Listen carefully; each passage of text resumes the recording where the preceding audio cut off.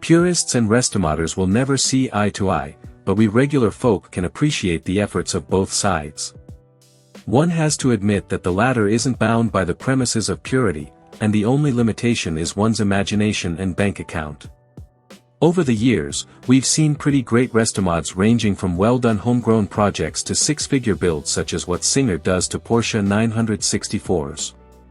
One can go from mild to wild, but either way, you can see the love and effort that's been poured into these. It applies to purist builds, too, of course, but Restomods are just something else, whether you like these or not. Before the S-Class Coupes, CLs, and SECs, there was the W111 Coupe. It was more of a personal luxury car than a grand tourer, but for all the right reasons, and it continues to exude grace and elegance over 50 years after it premiered. Leave it bone stock, and you get yourself an amazing luxury coupe. Restomod it, and you can make it into something it was never meant to be in the first place because, well, why not? And that's exactly what Kugel Werks did to a W111 Coupe, except it didn't just use the classic coupe as a basis for its new car.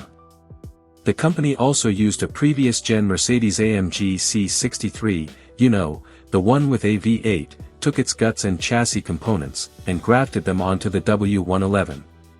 The result? Kugel Werks calls it the 111, and it's not what anyone would call subtle.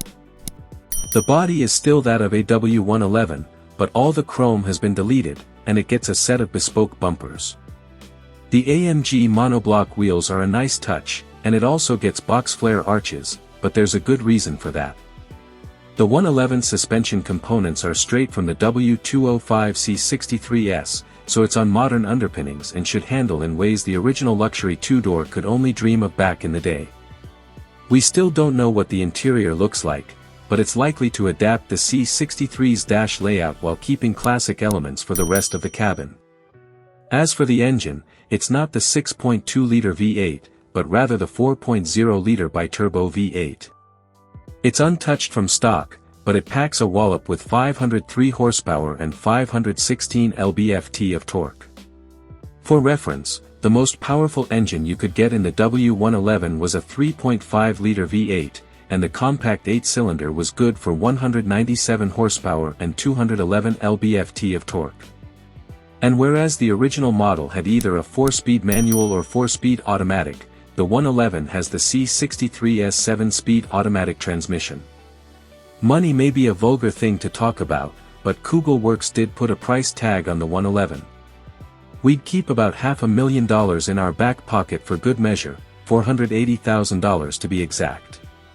Of course, if you want tweaks, changes, and extras, it'll cost more, not that it's lacking in the first place.